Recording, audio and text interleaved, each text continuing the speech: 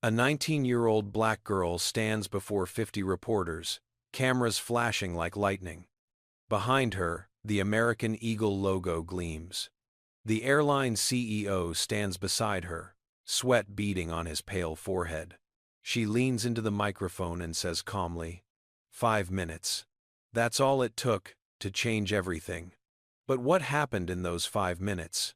Let me take you back to Gate B-17, Atlanta International Airport. Before we dive into this incredible story, I want to know where you are watching from today. Drop your location in the comments below. And if you believe everyone deserves to be treated with dignity, regardless of their skin color, hit that like button right now and subscribe to this channel. Trust me, what happens next will leave you absolutely speechless. Now, let us begin. Her name was Imani Washington, and on that sweltering Saturday morning in August, she believed with every fiber of her being that her life was about to change forever. She was right about that, though not in the way she expected. Imani was 19 years old, a girl whose skin was the rich color of dark chocolate, whose natural curls were pulled back into a neat bun, and whose simple but carefully pressed clothes spoke of someone who took pride in her appearance despite not having much money to spend on fashion. She carried herself with a quiet dignity that belied her young age. Her shoulders straight, her chin lifted just slightly, the posture of someone who had learned early that the world would try to push her down and had decided long ago not to let it. Imani had grown up in Southside Atlanta, in a neighborhood where gunshots sometimes punctuated the night, and where opportunity was something you heard about on television rather than experienced firsthand. She had been raised by her grandmother, Eleanor, a woman of 78 years who had worked 3 jobs simultaneously for most of her life just to keep food on the table and a roof over their heads. Eleanor had cleaned houses for wealthy white families in Buckhead during the day, worked the evening shift at a laundromat, folding other people's clothes, and on weekends, she had sold homemade pound cakes at the local flea market. Her hands were rough and calloused, her back permanently bent from years of labor. But her spirit remained unbroken, and she had poured every ounce of her strength into raising Imani to be something more than their circumstances suggested was possible. Imani's mother, Denise, had died of ovarian cancer when Imani was just 12 years old. The illness had been discovered too late, as it often was for black women who lacked access to quality health care.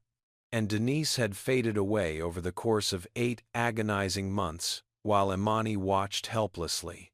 Before she died, Denise had written her daughter a letter, pressing it into the girl's trembling hands during one of her final lucid moments.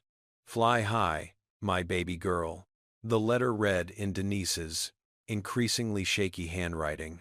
"Break every ceiling they put above you. Promise me." Imani had promised, and she had kept that letter with her every day since, carrying it in her wallet like a sacred talisman. Her father had left when she was 3 years old, disappearing into the night like so many fathers in their neighborhood did, leaving behind nothing but a faded photograph and a lifetime of questions that would never be answered. Imani had stopped wondering about him years ago. She had her grandmother, and that was enough. That had to be enough. But now, standing in Gate B-17 of Atlanta International Airport, Imani was about to embark on a journey that would have seemed like pure fantasy just a few years earlier.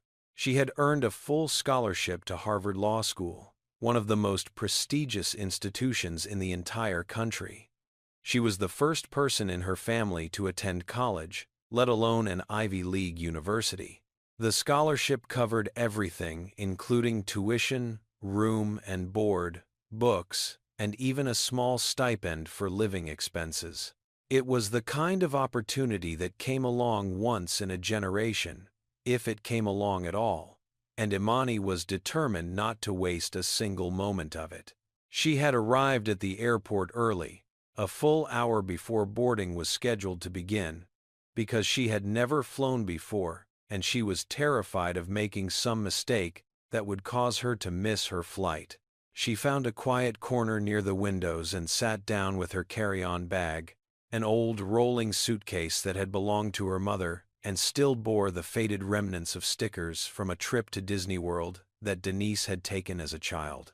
Inside the suitcase, carefully wrapped in tissue paper, were the most precious items Imani owned, including the only family photograph that had survived a fire in their apartment building when she was 15, a delicate gold bracelet that Eleanor had given her on graduation day.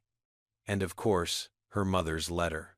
The suitcase also contained practical items like toiletries, a few changes of clothes, and the thick orientation packet from Harvard that she had read so many times the pages were starting to wear thin at the corners. She pulled out the packet now and flipped through it again, her heart racing with a mixture of excitement and terror. In just a few hours, she would be walking across the same campus where Supreme Court justices and presidents had studied. She, Imani Washington, from Southside Atlanta, would be sitting in classrooms where the future leaders of America learned to argue and advocate and change the world. Eleanor had wanted desperately to accompany her granddaughter to the airport, but her health had declined sharply in recent months. Her diabetes had worsened, her blood pressure was dangerously high, and her doctor had strictly forbidden any unnecessary exertion. So instead, Eleanor had said goodbye at their small apartment that morning, holding Imani's face between her weathered palms and staring into her eyes with an intensity that made Imani's throat tighten with emotion. "You go out there and show them what you're made of," Eleanor had said, her voice thick with tears she was trying not to shed. "You make your mama proud. You make me proud. You make yourself proud." Imani had hugged her grandmother so tightly she was afraid she might hurt her. And then she had forced herself to walk out the door because she knew if she stayed one more minute she might never leave at all. The gate area was filled with other passengers waiting for Flight 2847 to Boston. Imani noticed businessmen in expensive suits, tapping away at laptops, families with small children trying to keep them entertained, elderly couples holding hands, young professionals scrolling through their phones. She also noticed, though she tried not to dwell on it, that she was one of only a handful of black passengers in the first-class waiting area. The ticket she held in her hand, which entitled her to a seat in first class, had been provided by a charitable organization that awarded luxury travel experiences to exceptional scholarship recipients. It was meant to be a celebration, a small taste of the success that awaited her if she worked hard and stayed focused. Imani had never flown first class before. She had never flown at all. As she sat there, reading her orientation materials, the gate agent's voice crackled over the loudspeaker. "Good morning, ladies and gentlemen. American Eagle Flight 2847, with service to Boston, is now ready for boarding. At this time, we would like to invite our first-class passengers and those requiring special assistance to begin boarding." Imani's heart leaped into her throat. This was it. She carefully tucked the orientation packet back into her carry-on, checked to make sure her boarding pass was easily accessible, and stood up on legs that felt suddenly unsteady. She joined the short line of first-class passengers making their way toward the jet bridge, trying to project a confidence she did not entirely feel. She belonged here. She had earned the right to be here. Her mother had believed in her. Her grandmother believed in her. And now, finally, she was going to prove that their faith had been justified. She had no way of knowing that in less than 5 minutes someone would try to convince her that she did not belong anywhere at all. The line moved quickly, and within moments Imani found herself approaching the entrance to the jet bridge, where airline personnel were checking boarding passes and welcoming passengers aboard. That was when she first laid eyes on Patricia Whitmore, and though she could not have articulated it at the time, something about the woman immediately made her uneasy.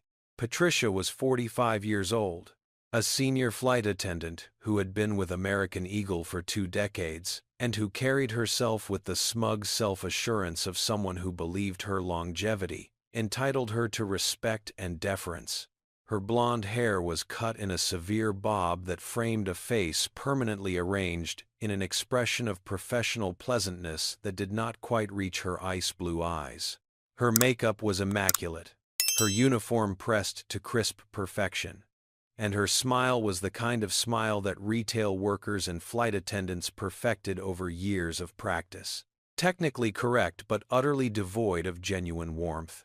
Patricia had been passed over for promotion twice in the past 3 years, and she blamed affirmative action policies that she believed unfairly advantaged less qualified candidates. She never said this out loud, of course.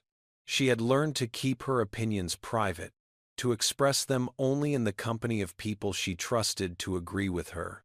But the bitterness festered inside her like an infection, coloring her perceptions and influencing her behavior in ways she was not always conscious of.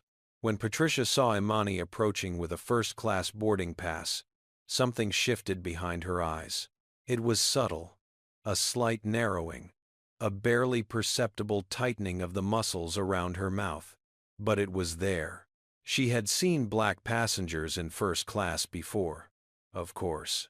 It was not uncommon, but something about this girl, with her natural hair and her simple clothes and her obvious nervousness, triggered every prejudice Patricia had spent years cultivating beneath her professional veneer. "Excuse me, miss," Patricia said as Imani reached the front of the line, her voice carrying that particular tone of condescension that some people perfect when speaking to those they consider beneath them. "Economy boarding is at the back of the line." Imani felt heat rise to her cheeks, but she kept her voice calm and polite. "I have a first-class ticket, Mom." She held up her boarding pass so Patricia could see it clearly. Patricia's smile tightened almost imperceptibly. "First class? Let me see that." She did not phrase it as a request. She snatched the boarding pass from Imani's hand and examined it with the intensity of a customs agent searching for contraband. She turned it over, held it up to the light, ran her fingernail along the edge as if checking for signs of forgery. Imani stood there, feeling exposed and humiliated, as other passengers in line behind her began to shift impatiently. "Where did you get this ticket?" Patricia asked, her tone making it clear she suspected the answer would be incriminating. Imani swallowed her pride and explained. "It was provided by a scholarship organization. I'm starting at Harvard Law School, and they awarded me first-class travel as part of the scholarship package." Patricia's eyebrows rose in an expression of exaggerated surprise. "A scholarship, right." She drew out the word scholarship as if it were synonymous with handout or charity case. Behind her, another flight attendant named Helen was watching the exchange with an uncomfortable expression, clearly aware that something inappropriate was happening but unwilling to intervene. Patricia leaned slightly toward Helen and spoke in a stage whisper that was clearly intended to be overheard. "These affirmative action kids think they belong everywhere now." The words hit Imani like a physical blow. She felt her stomach clench, felt tears prick at the backs of her eyes. But she refused to give Patricia the satisfaction of seeing her cry. She had dealt with racism before. Growing up black in America meant dealing with racism. But she had never expected it here. Not at this moment. Not when she was about to embark on the greatest adventure of her life. Patricia handed back the boarding pass with visible reluctance. "Fine. Go ahead." But her tone made it clear that she was doing Imani a favor, granting permission rather than acknowledging a right. Imani walked through the jet bridge and onto the plane, her heart pounding with a mixture of anger and humiliation.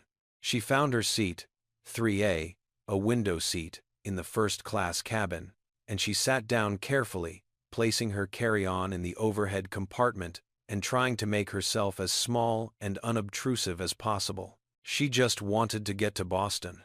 She just wanted to start her new life. She did not want any more confrontations. But the confrontation was far from over. The passenger, assigned to seat 3B, arrived a few minutes later.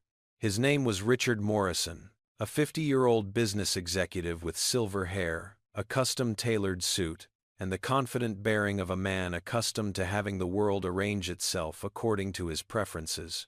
He took one look at Imani sitting in the seat next to his, and his expression immediately soured. He stood in the aisle for a long moment, making a show of checking his boarding pass and then checking the seat numbers, as if there must surely be some mistake.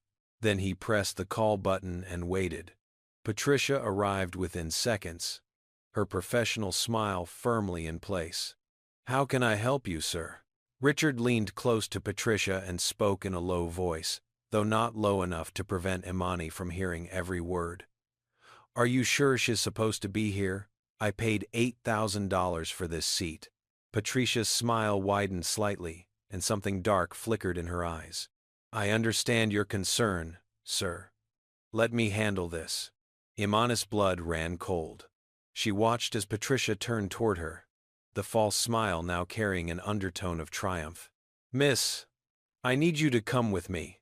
"Is there a problem?" Imani asked, her voice steady, despite the fear coursing through her veins. "We need to verify your ticket. Please step outside the aircraft." Imani knew she had done nothing wrong.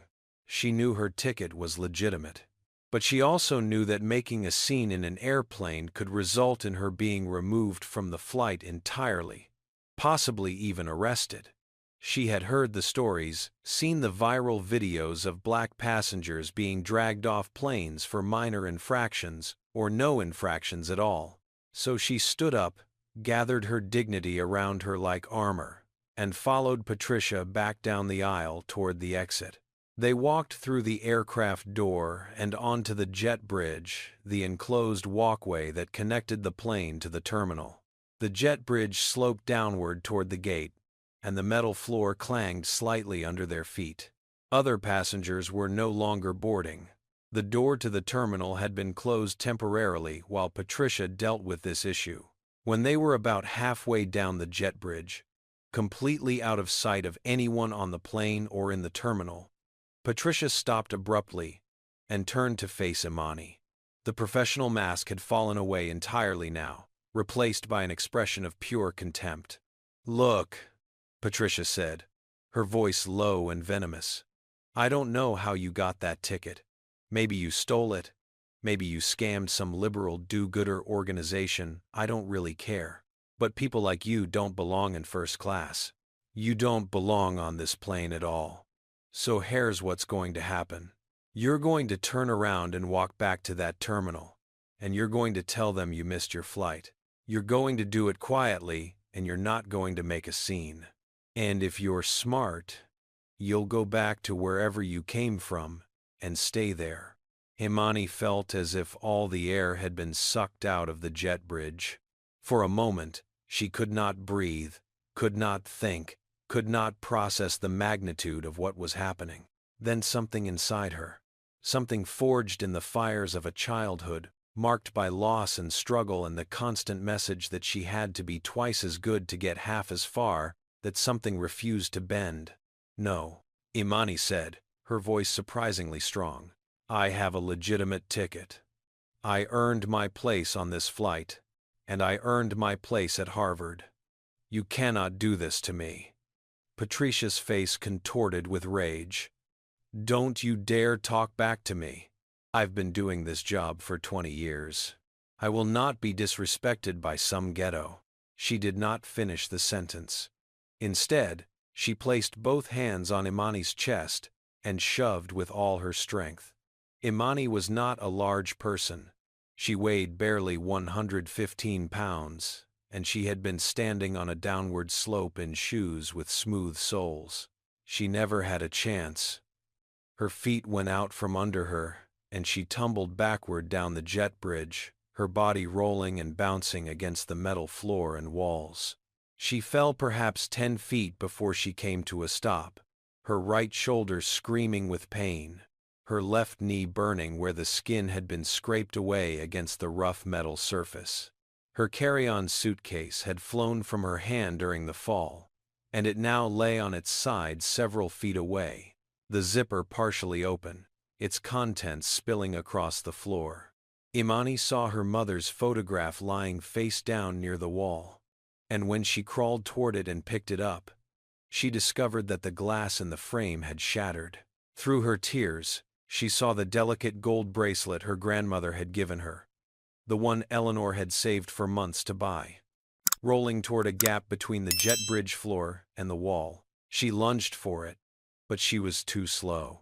The bracelet disappeared into the crack, lost forever. From above, Patricia looked down at her with an expression of cold satisfaction. She tripped, Patricia announced to no one in particular, practicing the lie she would tell. Clumsy girl. Then, she turned and walked back toward the aircraft, leaving Imani lying on the floor of the jet bridge, bleeding and crying and more alone than she had ever felt in her life. A moment later, a ground crew employee named Gregory came running down the jet bridge. He was a young black man, maybe 25 years old, and his face was twisted with concern. He had seen what happened through the window of the terminal. He had seen everything. "Miss, are you okay? Can you move? Let me help you."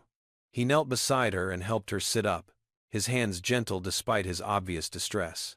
"I saw that. I saw what she did to you. That was wrong. That was so wrong. But what could he do? He was just a ground crew worker. He had no power, no authority, no ability to make anyone listen." He helped Imani to her feet, helped her gather her scattered belongings, and walked with her back up to the terminal while she tried to stop crying long enough to figure out what to do next. Her knee was bleeding through her pants. Her shoulder throbbed with every movement. Her grandmother's bracelet was gone forever. Her mother's photograph was damaged beyond repair. And her flight, the flight that was supposed to carry her toward her dreams, had departed without her.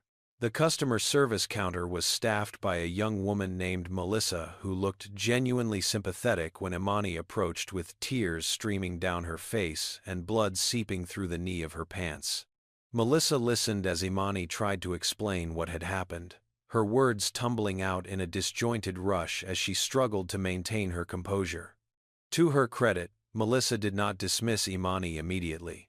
She made soothing noises and offered tissues and said she would call her manager right away. The manager who responded was a middle-aged white man named Derek Collins, whose crisp uniform and practiced smile could not quite conceal the wariness in his eyes. He was the shift manager for American Eagle at Atlanta International, a position of moderate authority that came with moderate pay and moderate stress, and absolutely zero tolerance for situations that might escalate into anything resembling a scandal. Derek had spent 15 years cultivating the ability to make problems disappear quietly. And as Imani described what had happened on the jet bridge, he was already mentally cataloging the various ways he could make this particular problem go away. "Let me make sure I understand," Derek said in the carefully neutral tone of someone who has been trained in conflict de-escalation. "You're saying that Patricia Whitmore, one of our senior flight attendants with an exemplary 20-year record, physically pushed you down the jet bridge because of your race?" "Yes," Imani said, her voice ragged but determined. "That's exactly what I'm saying. She told me that people like me don't belong in first class. She told me to go back where I came from. And then she pushed me." Derek's expression flickered with something that might have been discomfort before settling back into professional neutrality. "That's a very serious accusation. You understand that, don't you? Patricia has been with this company for 2 decades. She has never had a single complaint filed against her." That was not entirely true. Patricia had received several complaints over the years from passengers who felt they had been treated rudely or dismissively, but those complaints had come from minority passengers, and they had been quietly buried in the system, dismissed as misunderstandings or exaggerations. Derek knew this because he had personally helped bury some of them. It was just easier that way. It avoided confrontation. It kept the peace. "I'm not making this up," Imani said, desperation creeping into her voice. "I'm bleeding, my shoulder is injured. I lost my grandmother's bracelet down a crack in the jet bridge. Why would I make this up? Derek sighed heavily, as if Imani was being unreasonable.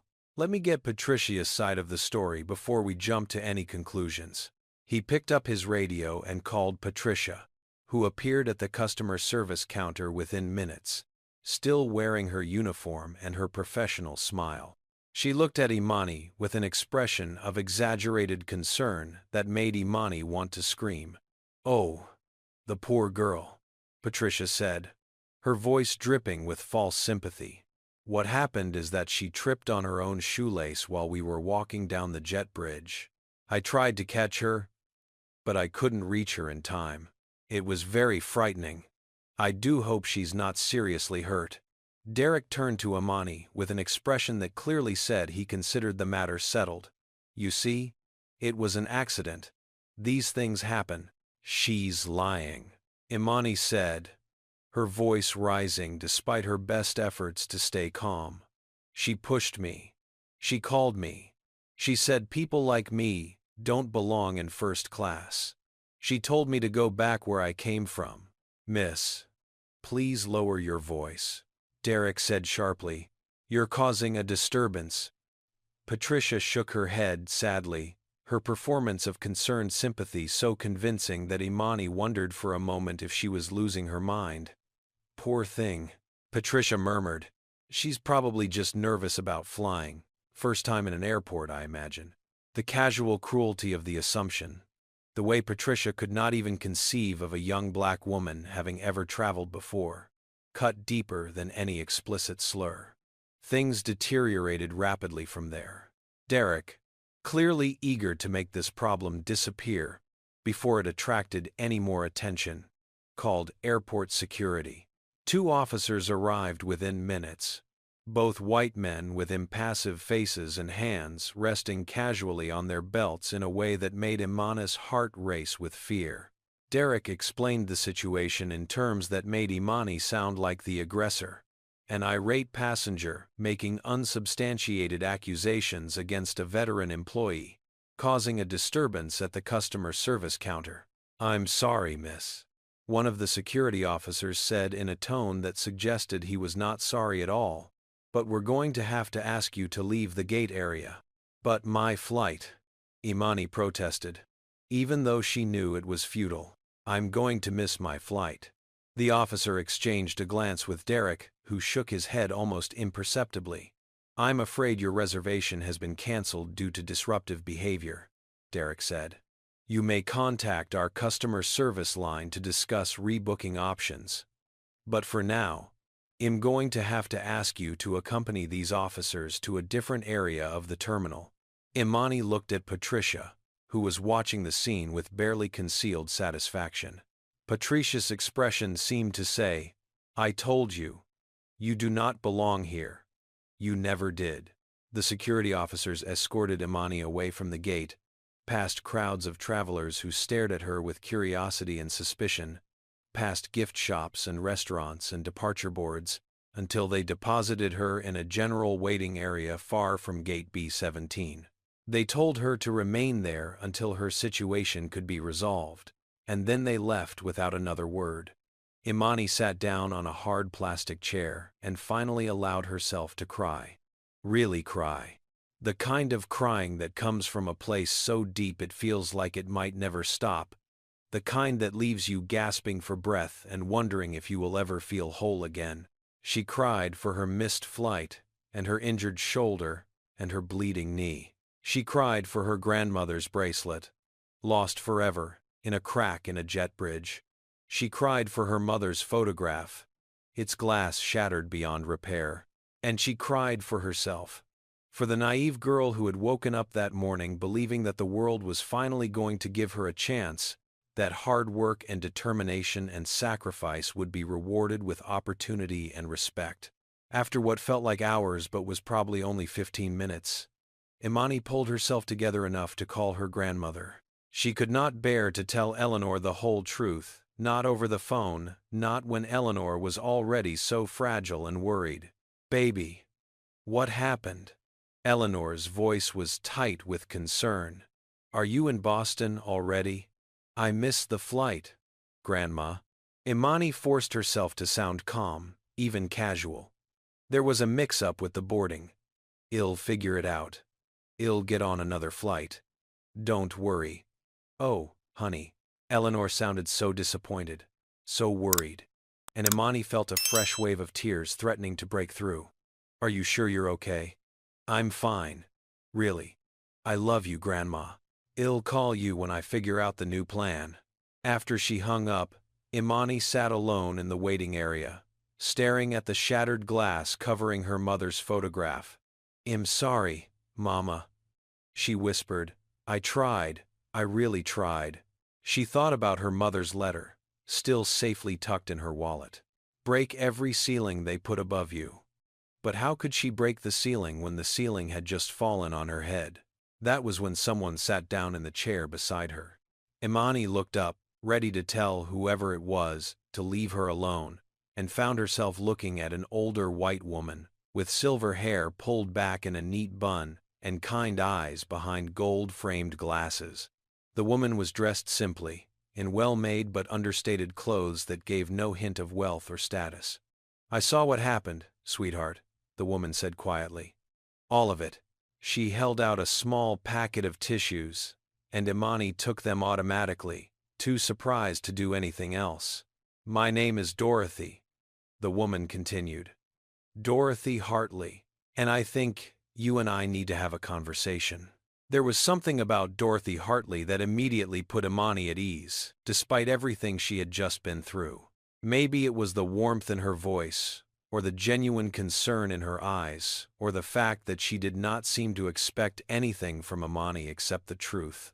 Whatever it was, Imani found herself pouring out the entire story while Dorothy listened without interruption, her expression growing increasingly grim as the details accumulated.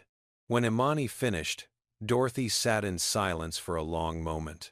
Then she reached into her purse and pulled out a business card, which she handed to Imani without comment. Imani looked at the card. It read, Dorothy Hartley, Chairman Emeritus of the Board, American Eagle Airlines. For a moment, Imani could not process what she was seeing. You're Theodore Hartley's widow.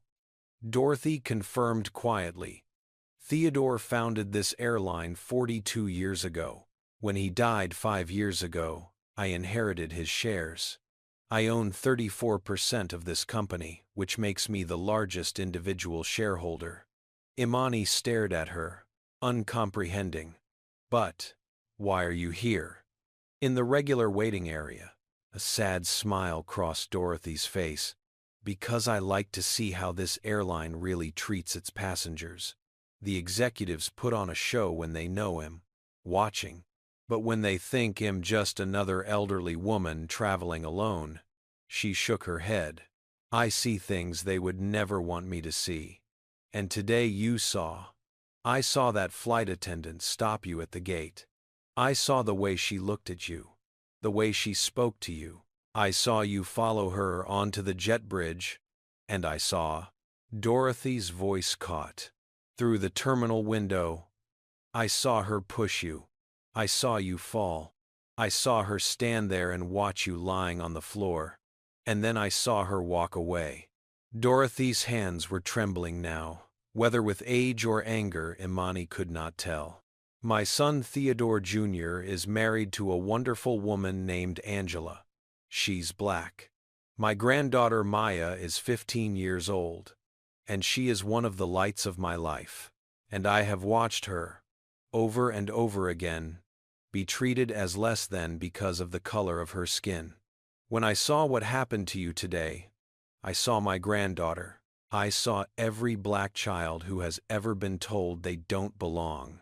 Before we continue, I need to ask you something important. Do you think Dorothy should use her power to help Imani seek justice? If you agree that everyone deserves to be treated with dignity regardless of their position in life, comment number 1 below. And if you have ever witnessed someone standing up for a stranger who was being mistreated, share that story in the comments because those moments of human kindness deserve to be celebrated. While you are at it, make sure you have liked this video and subscribed to this channel because what Dorothy does next will absolutely blow your mind. Now, let us continue with this incredible story. Dorothy had already begun to take action. While she and Imani were talking, she had made several phone calls in rapid succession, her voice calm and authoritative, despite the emotion clearly bubbling beneath the surface. The first call was to a man named James, whom Dorothy introduced as the family's personal attorney. "James, I need you at Atlanta International immediately. Bring the legal team." "Yes, all of them. He'll explain when you get here." The second call was to a woman named Margaret, the head of security for American Eagle's Southeast operations. "Margaret, it's Dorothy. I need you to pull the security footage from Gate B-17. Specifically the jet bridge. For the past hour. All of it. And Margaret, don't let anyone delete anything. Consider this a direct order from the board." The third call was to the CEO of American Eagle, William Crawford. That conversation was brief and utterly devastating. "William, this is Dorothy Hartley. There's been an incident at Atlanta International. One of our flight attendants physically assaulted a passenger on the jet bridge, and it was caught on camera. I suggest you get down here immediately, unless you want to read about your resignation in tomorrow's newspapers." Within an hour, Dorothy had transformed a quiet corner of the Atlanta airport into a command center. James arrived with 2 junior attorneys in tow, all 3 of them carrying briefcases and wearing expressions of intense focus. Margaret sent the security footage to Dorothy's iPad, and when Dorothy watched it, her face went pale with rage. The video was crystal clear. You could see Patricia stopping Imani on the jet bridge. You could see the confrontation, Patricia's aggressive body language, Imani's defensive posture.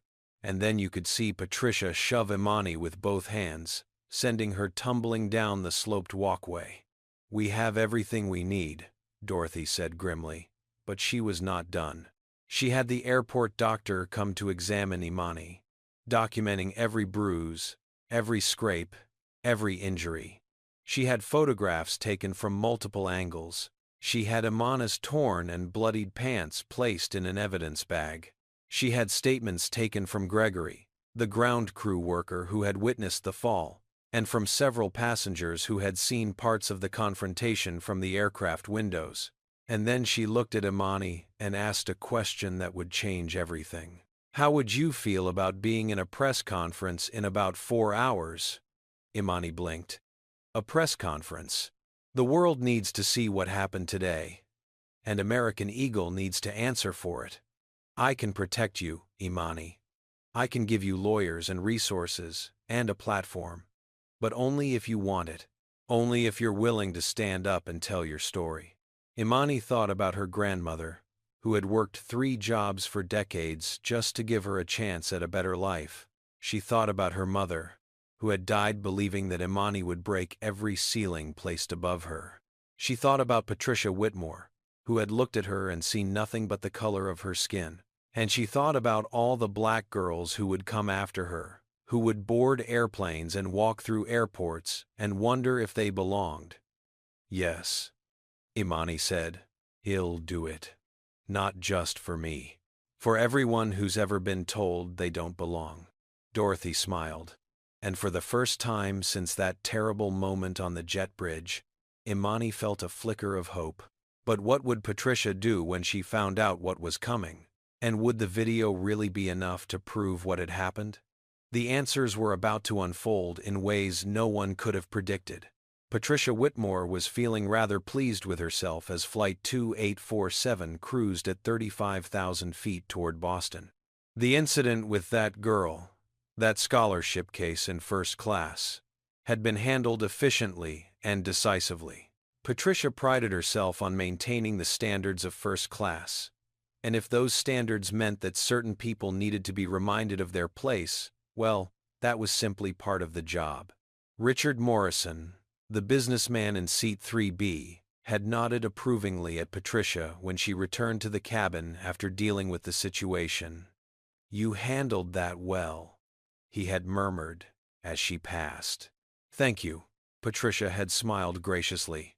"Just doing my job, sir." Helen, the other flight attendant, working first class, had given Patricia a strange look, but had said nothing. Helen was young, idealistic, the type who probably believed all those corporate diversity trainings actually meant something. She would learn.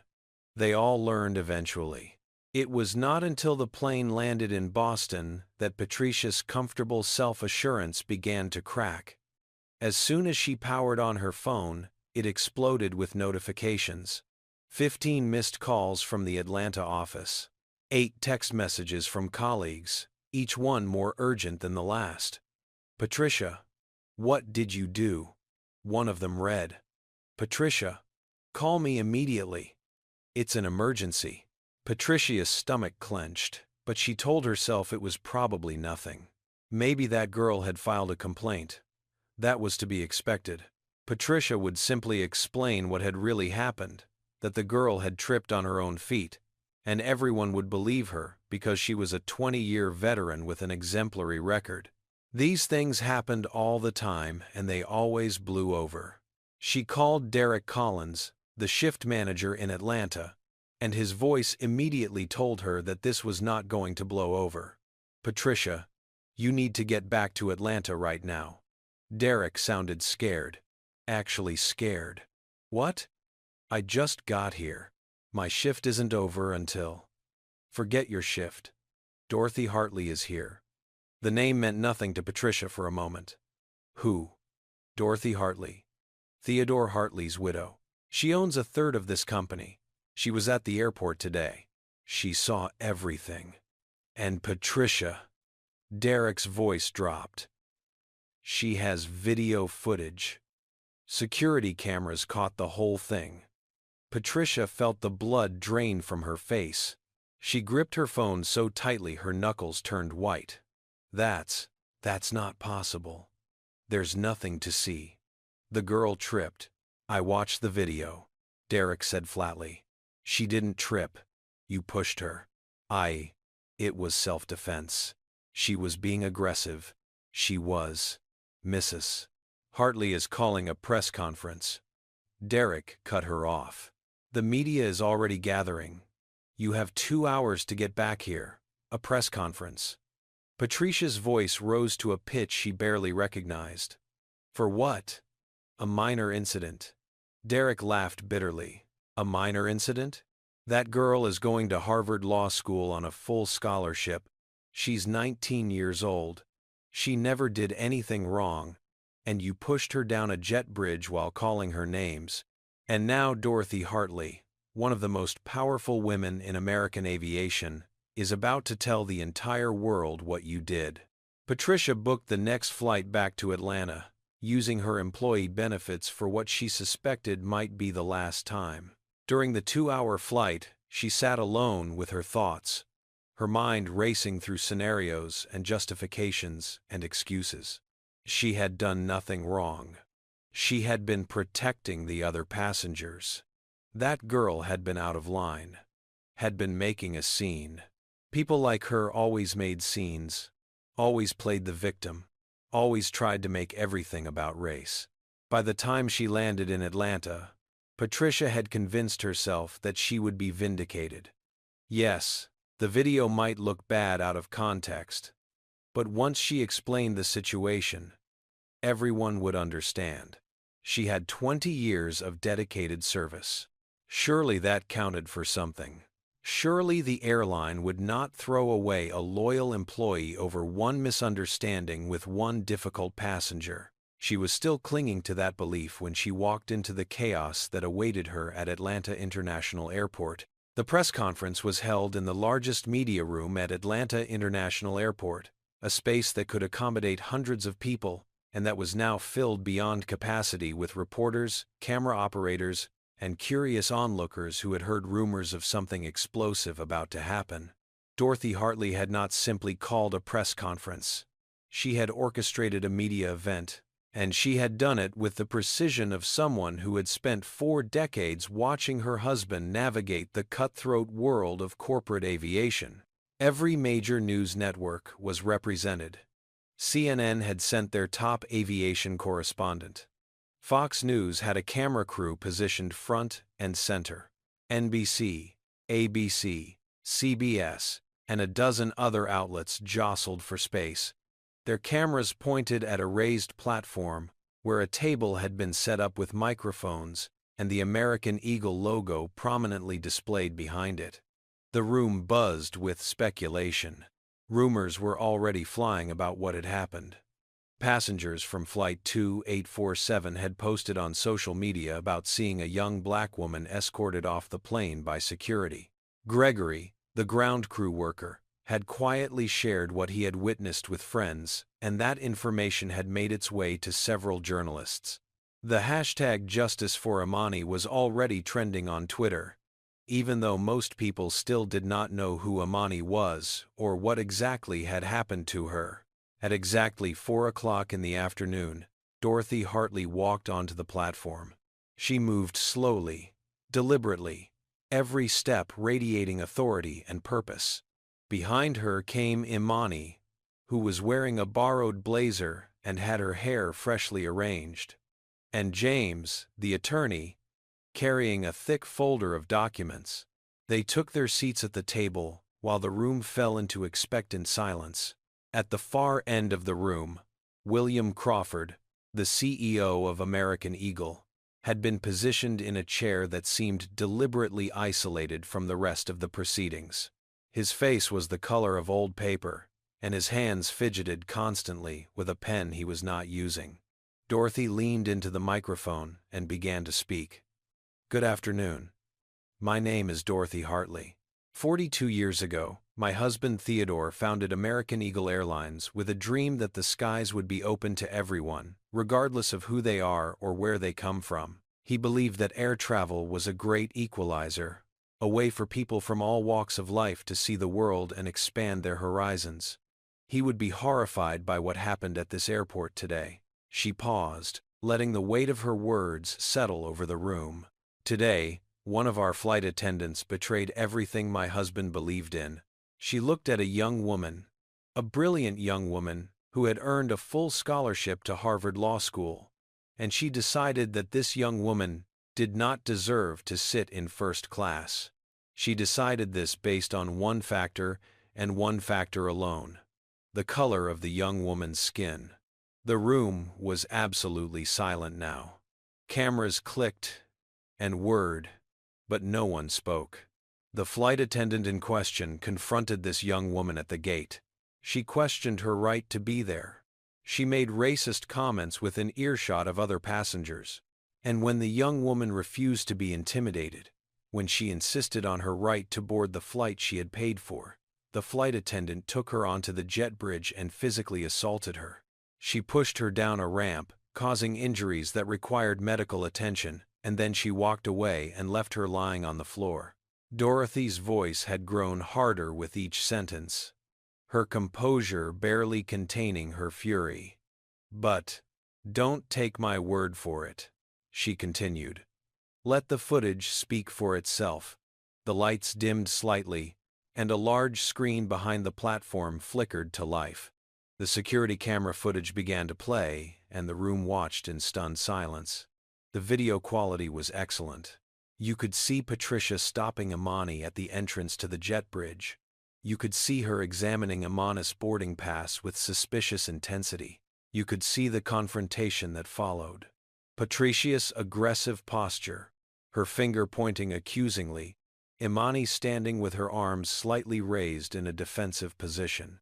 And then, unmistakably, undeniably, you could see Patricia place both hands on Imani's chest and shove her backward. You could see Imani lose her balance and tumble down the sloped walkway, her body bouncing against the metal floor, her belongings scattering in all directions, and you could see Patricia stand there watching, making no move to help, before turning and walking back toward the aircraft. The footage ended, and the room remained silent for several long seconds. Then, all at once, chaos erupted. Reporters shouted questions, cameras flashed, and the buzz of shocked conversation filled the space. Dorothy raised a hand. and gradually the room quieted again. I would now like to introduce the young woman in the video. Her name is Imani Washington. She is 19 years old. She is the first person in her family to attend college. She earned a full scholarship to Harvard Law School through her intelligence, her hard work, and her determination. And today, she was told that none of that mattered because of the color of her skin. Imani stood up, her hands trembling slightly but her voice steady. She had practiced this moment in her head 100 times over the past few hours. But nothing could fully prepare her for the reality of facing 50 cameras and hundreds of eyes all fixed on her. "This morning, I woke up as the happiest girl in the world," she began. "I was about to start my journey to Harvard Law School. I was going to be the first person in my family to go to college. My grandmother has worked 3 jobs for most of her life just to give me a chance at a better future. My mother died when I was 12 years old, but before she passed, she made me promise that I would break every ceiling they put above me." Imani's voice caught for a moment, but she pushed through. "Today I was told I don't belong because of the color of my skin. I was physically assaulted for daring to sit in first class. I lost my grandmother's bracelet, a bracelet she saved for months to buy me. I lost the frame from my mother's photograph, the only picture I have of my family together." She paused, gathering herself. "But I'm not here for revenge. I'm not here because I want to see anyone destroyed. I'm here because this can't keep happening. Not to me. Not to anyone. No one should ever be pushed down because of who they are. No one should ever be told they don't belong." The questions came rapid fire from the assembled reporters. "Imani, what do you want to see happen? Mrs. Hartley, what action will the company take? Is there going to be a lawsuit? Has anyone been fired?" Imani fielded the first question with a poise that surprised even herself. "I want accountability," she said. "I want training. I want policies that protect passengers from discrimination. I want the next black girl who boards a plane to never feel what I felt today." Dorothy turned to William Crawford, the CEO, who had been trying to make himself invisible in his corner chair. "I believe Mr. Crawford would like to address the company's response." Crawford stood up, his legs visibly unsteady. He walked to the platform with the demeanor of a man approaching his own execution. He opened his mouth to speak, but before he could form a single word, the door at the back of the room burst open. Patricia Whitmore stormed in, still wearing her flight attendant uniform, her face flushed with anger and indignation. She pushed past reporters and cameramen, ignoring the security personnel who moved to intercept her, and stopped in the middle of the room. "This is ridiculous," she shouted, her voice carrying over the stunned murmurs of the crowd. "I have served this company loyally for 20 years. I have an exemplary record, and you're going to destroy my career over this. This." She pointed at Imani, her face twisted with contempt. She was causing trouble. She was being aggressive. I was protecting the other passengers from her. Don't you see what's happening here? They're using this to push their agenda, to make us all feel guilty for. The video shows otherwise, Miss Whitmore. Dorothy interrupted, her voice like ice. "Videos can be edited," Patricia shrieked, losing any pretense of composure. "This is a setup! This is all a setup! You people always play the victim. Always make everything about race, always." The room had gone completely silent. Every camera now trained on Patricia. Every microphone capturing her words. "I worked my whole life for this company," Patricia continued, oblivious to the damage she was doing to herself. "And you're going to believe some ghetto girl over me? Some affirmative action case who probably didn't even earn her way into that fancy school? This is what's wrong with this country. This is why everything is falling apart. Because people like her think they can just..." She never finished the sentence. Security had finally reached her, and they were firmly guiding her toward the exit. But the damage was done. Patricia's mask had not just slipped, it had shattered completely, revealing the ugly prejudice that lay beneath. Dorothy watched her go, with an expression of grim satisfaction. "I think Miss Whitmore just proved our point better than any video could," she said quietly into the microphone. The room erupted once again, and this time, no one even tried to restore order. The aftermath of the press conference was swift and merciless. Within hours, video clips of Patricia's meltdown had been viewed millions of times across every social media platform. The footage of her screaming ghetto girl at a 19-year-old Harvard scholarship recipient became the defining image of corporate racism, shared and reshared and commented upon until it achieved a kind of terrible immortality. American Eagle's stock price dropped 4% by the close of trading that day. The company's customer service lines were overwhelmed with calls from outraged customers threatening to boycott. Several corporate clients announced they would be reviewing their travel contracts. The PR disaster was so complete, so total, that William Crawford reportedly told his wife that evening that his career was over. The airline's board of directors convened an emergency session, while the press conference was still ongoing.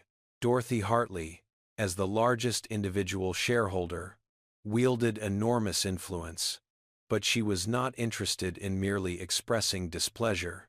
She wanted action, and she wanted it immediately. The decisions came down within hours. Patricia Whitmore was terminated, effective immediately. There would be no severance package, no letter of recommendation, no quiet resignation to protect her pension. She was simply gone. 20 years of service erased in a single afternoon because of 20 seconds of captured footage and the hatred she could no longer conceal. Derek Collins, the shift manager who had dismissed Imana's complaint and called security to remove her from the gate area, was suspended pending a full investigation. When that investigation uncovered a pattern of similar complaints being buried over the years, complaints from minority passengers that had been quietly dismissed without proper review, Derek resigned before he could be formally terminated.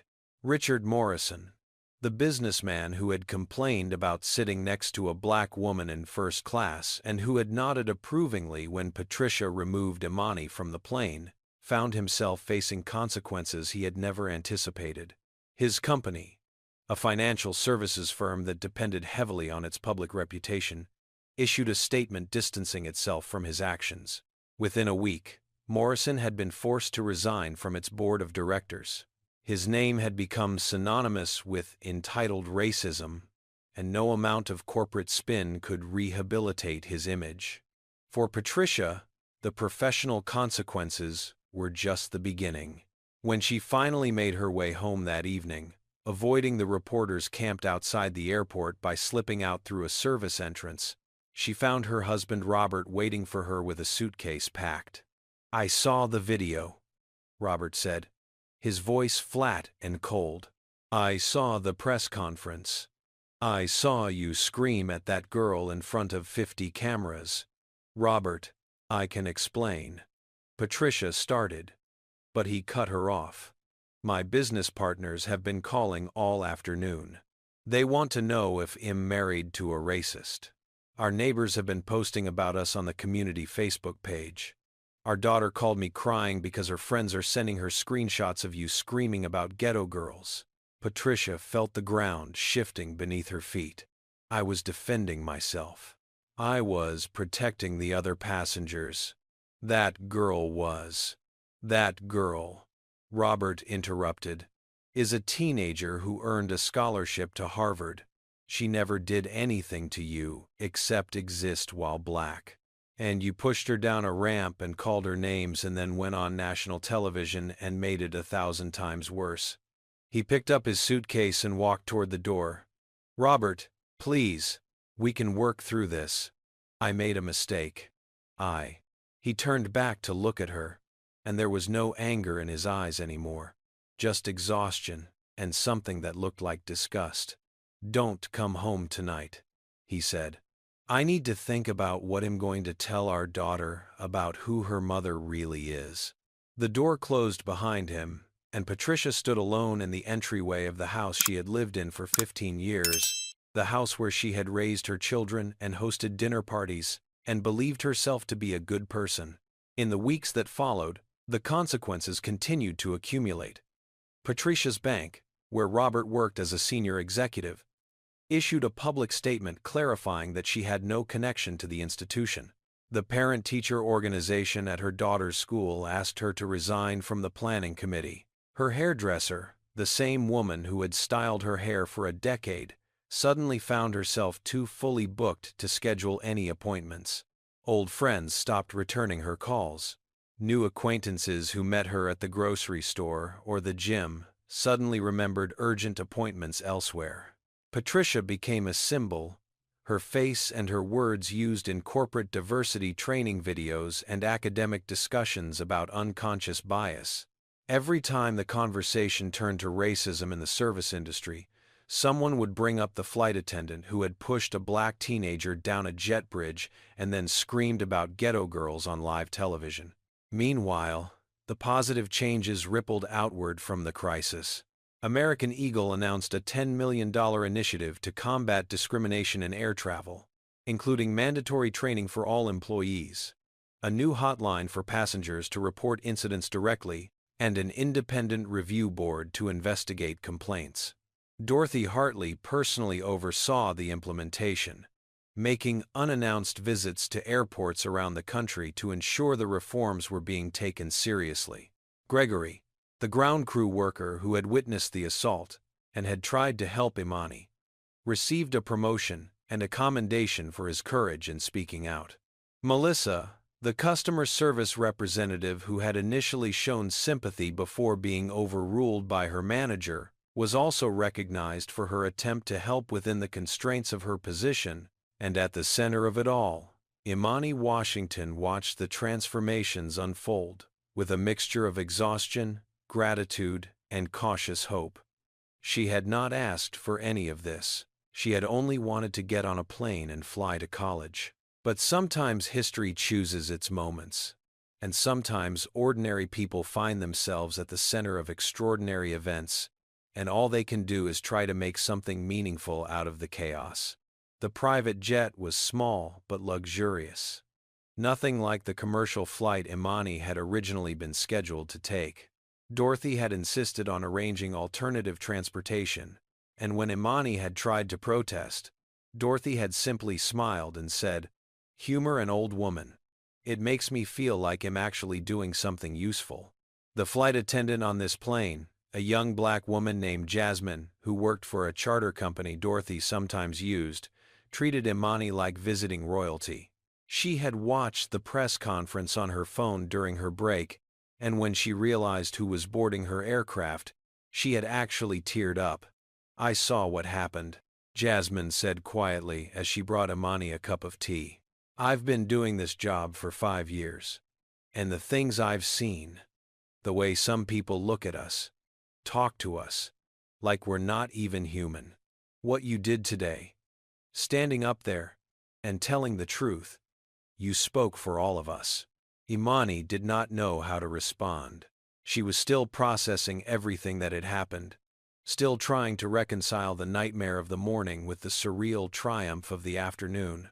She sipped her tea and looked out the window at the clouds below, and she thought about how strange life could be, how a single day could contain both the worst moment and the best moment of your entire existence. When the plane landed in Boston, there was a car waiting to take her to Harvard. The driver, an older black man named Charles, shook her hand warmly and told her his grandson was applying to law schools next year. "You're going to change the world," Charles said. "I can feel it." Arriving at the Harvard campus felt like stepping into a dream.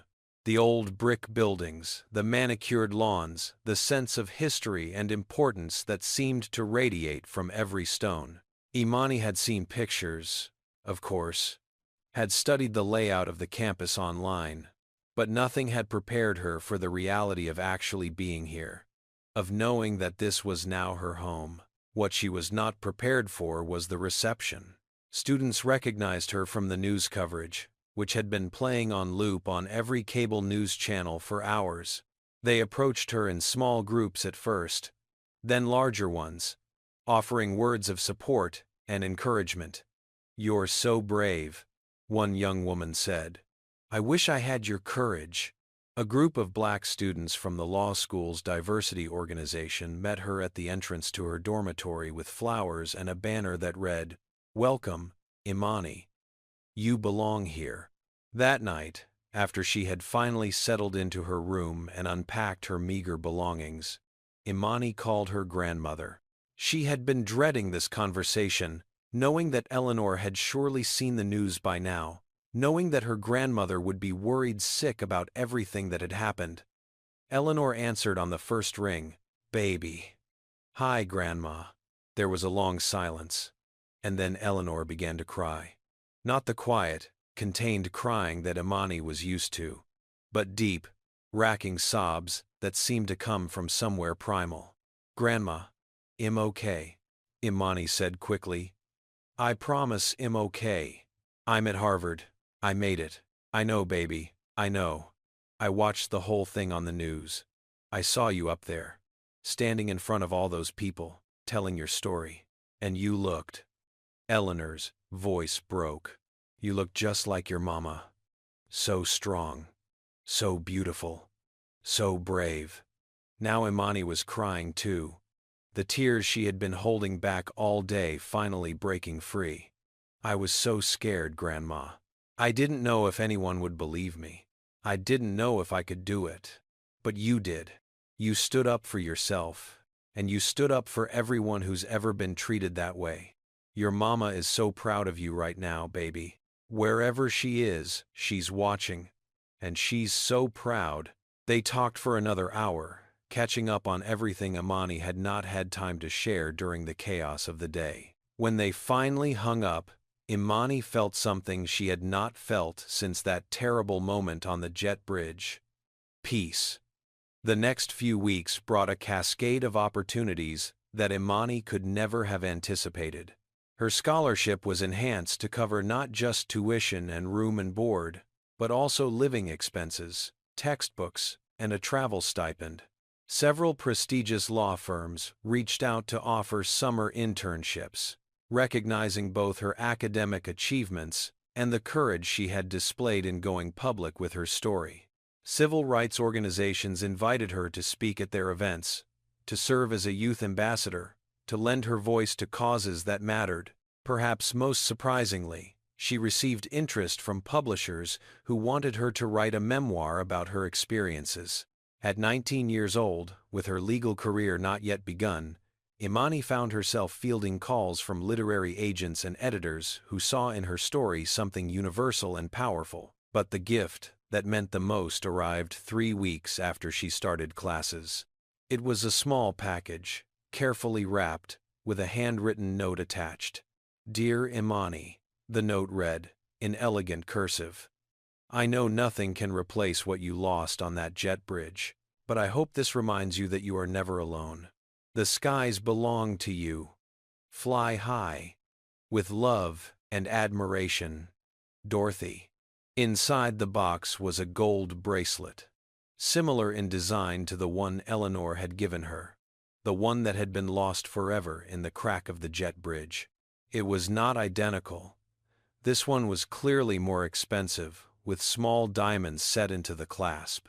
But the style was the same, the sentiment was the same, and when Imani put it on her wrist, she felt a connection to her grandmother, and to Dorothy, and to all the women who had supported her along the way. She cried again when she read the postscript at the bottom of the note. "P.S. Theodore would have loved you."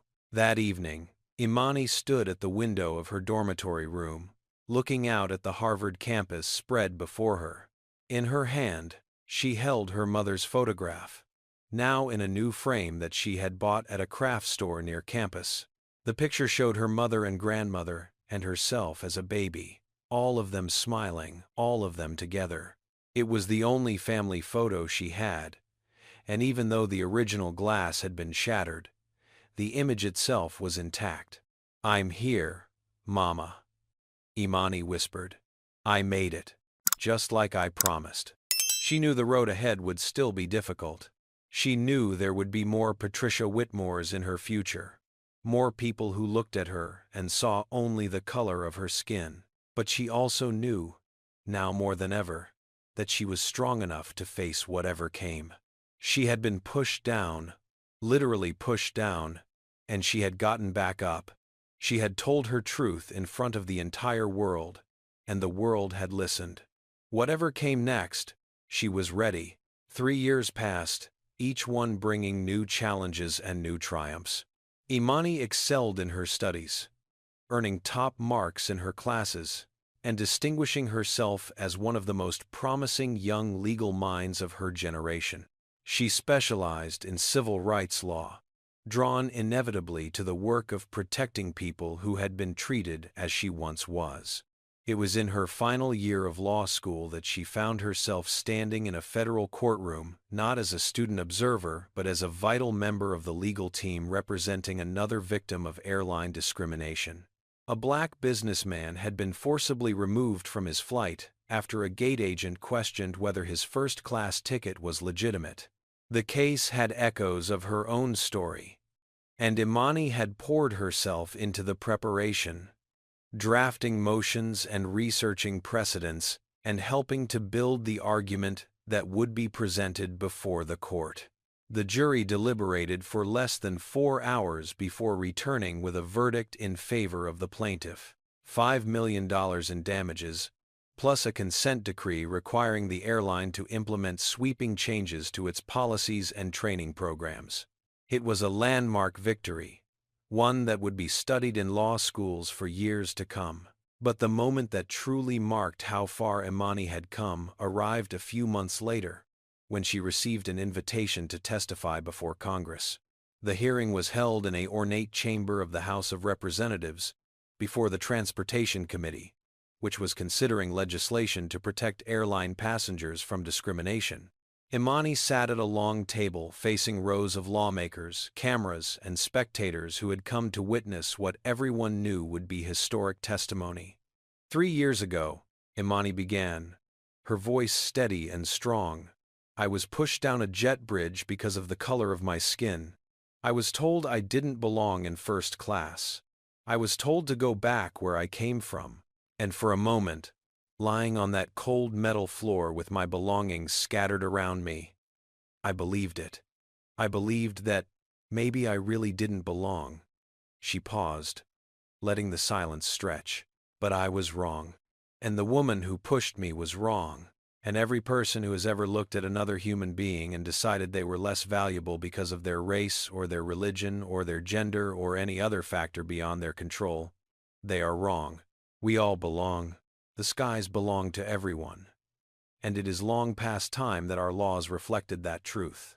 The legislation she was there to support would be named the Imani Washington Air Passenger Protection Act. It would require all airlines to implement anti-discrimination training, establish independent review boards for complaints, and impose significant penalties for violations. It would become one of the most consequential pieces of civil rights legislation in decades. After the hearing concluded, Imani was approached by dozens of people who wanted to shake her hand, to thank her, to tell her their own stories of discrimination and prejudice. She stayed for hours, listening to each one, understanding that her role now extended far beyond her own personal journey. It was as she was finally leaving the building that her phone buzzed with a text message from an unknown number. "Congratulations on your testimony. I watched the whole thing. I'm sorry. P.W." Imani stared at the message for a long moment. Patricia Whitmore. Even now, 3 years later, the name sent a chill down her spine. She did not respond, but she also did not delete the message or block the number. She was not sure why. She found out several weeks later, when she flew back to Atlanta to visit her grandmother.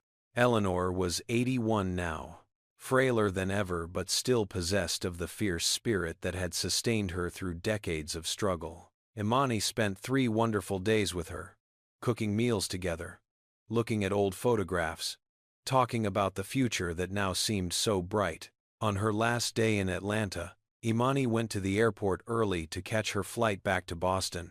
She found herself, almost without meaning to, walking toward Gate B-17. She had not been back to this exact spot since that terrible day 3 years ago. Part of her had been avoiding it, afraid of what feelings might surface if she returned to the scene of her trauma. But standing there now, looking at the ordinary gate area with its rows of seats and its departure board and its jet bridge leading out to the tarmac, she felt not pain but something closer to peace. This was where her old life had ended and her new life had begun. This was where she had learned what she was made of. She found a seat near the windows and settled in to wait for her flight to be called. She was reviewing some notes on her tablet when someone sat down in the chair next to her. Imani looked up and felt her heart stop. It was Patricia. The woman looked older than Imani remembered, more worn. The sharp edges of her face had softened, and there were deep lines around her eyes that spoke of sleepless nights and difficult days. She was dressed simply, in clothes that were clean but not expensive, and she carried herself with none of the rigid confidence that had once defined her. For a long moment, neither of them spoke. "I didn't plan this," Patricia finally said, her voice barely above a whisper. I saw you sitting here. And I got your message," Imani said, keeping her voice neutral. Patricia nodded. "I didn't expect you to respond. I wouldn't have responded either." Silence stretched between them, heavy with history. "I'm not asking for forgiveness," Patricia continued. "I know I don't deserve it. What I did to you, what I said. There's no excuse. There never was." "You're right," Imani said quietly. "There wasn't." Patricia flinched slightly but did not argue. "After everything fell apart, I spent a lot of time thinking about why I did what I did. Why I looked at you and saw a threat instead of a person. Why I thought I had the right to decide whether you belonged." She paused, seeming to gather herself. "It wasn't about you. It was never about you. It was about me. My fears, my insecurities, prejudices I didn't even know I had until they destroyed everything. I lost my job, my marriage, my reputation, but worse than that, I had to face who I really was, and I didn't like what I saw."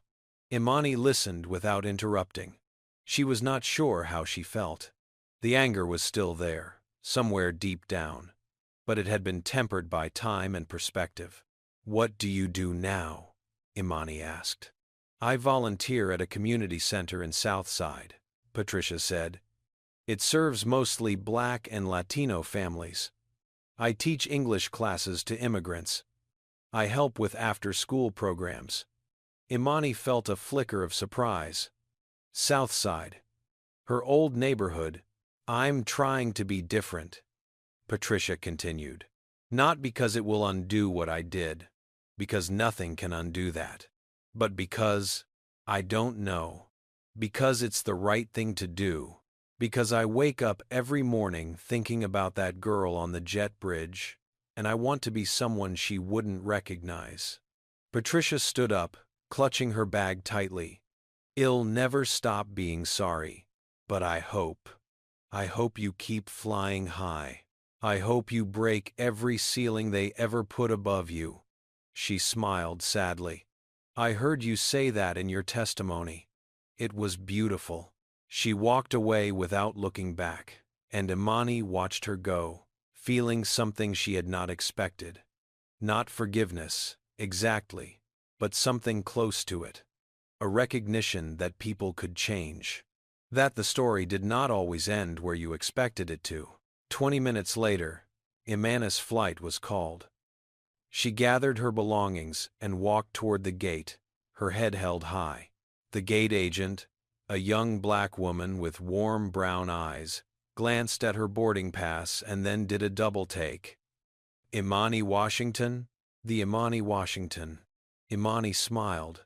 Just Imani. The gate agent's face lit up. It's an honor to have you on board. I watched your congressional testimony with my daughter. You inspired her to apply to law school. That's wonderful, Imani said, and meant it. She walked down the jet bridge, the same type of walkway where she had once been pushed to the ground, and this time she felt nothing but confidence. She found her seat in first class, because she had earned the right to be there, because she had always had that right, and because no one would ever convince her otherwise again.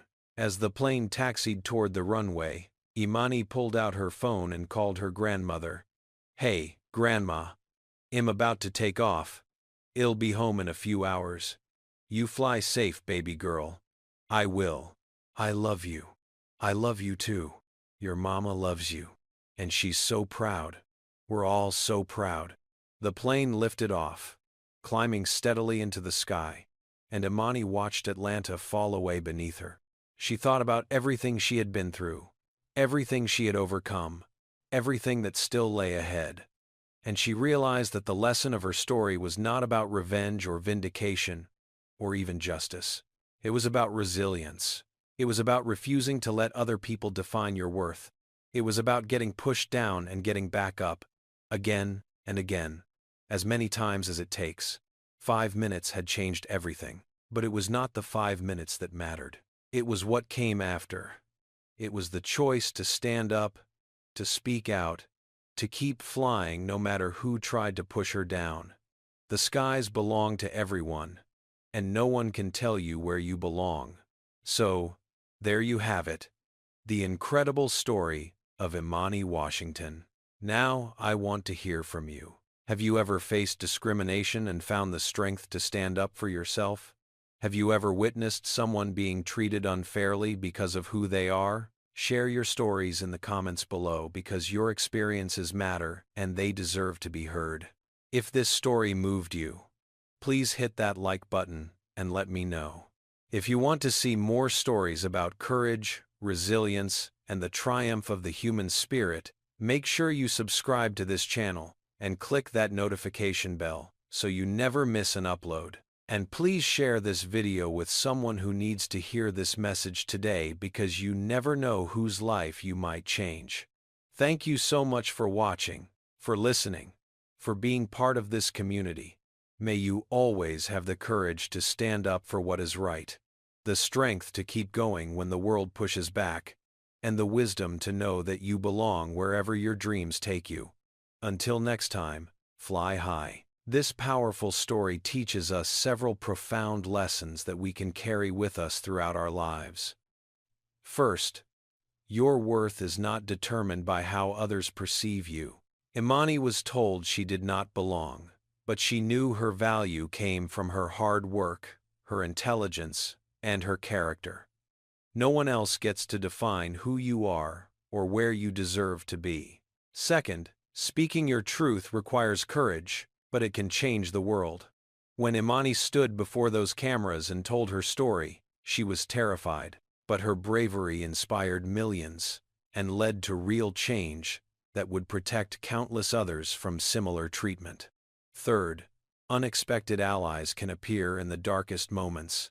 Dorothy Hartley could have walked past Imani and done nothing. Instead, she chose to use her power and privilege to fight for someone she had never met. We all have the ability to be that person for someone else. Fourth, resilience is not about never falling down. It is about getting back up every single time. Imani was literally pushed to the ground, but she rose stronger than before. Fifth, transformation is possible for everyone. Even Patricia, whose actions caused so much pain, found a path toward becoming a better person. This does not erase her wrongdoing, but it shows that change is always possible. Finally, the ceilings others build above us are meant to be broken. Your dreams are valid, your ambitions are worthy, and you belong wherever your hard work and determination take you. Now I want to hear your voice. Have you ever been made to feel like you did not belong somewhere? How did you find the strength to prove them wrong? Drop your story in the comments below because your experience could inspire someone who is going through the same struggle right now. If Imana's journey touched your heart, smash that like button to show your support. Subscribe to this channel and hit the notification bell so you never miss another story of courage and triumph. And please share this video with a friend, a family member, or anyone who needs to be reminded that they are worthy of respect and dignity. Thank you from the bottom of my heart for being here today. May you always find the courage to stand tall, the strength to rise when life pushes you down, and the wisdom to know that the skies truly belong to everyone. Keep flying high, and never let anyone tell you where you belong.